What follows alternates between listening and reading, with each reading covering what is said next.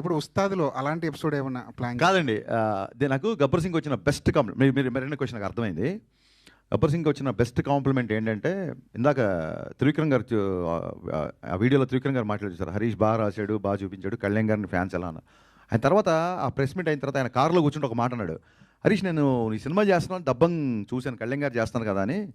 అందులో మదర్కి వాడే ఒక ఇన్హేలర్ తప్ప దబంగ్లోంచి ఒక చిన్న ఇన్హేలర్ అది తప్ప ఇంకేం వాడలేదు. ఆ ఇన్హేలర్ని ఎందుకు రీమేక్ రేట్స్ అన్ని కోట్లు ఇచ్చుకున్నారు, మామూలుగా మార్కెట్లో దొరుకుతుంది కదా ఇన్హేలర్ అన్నారు.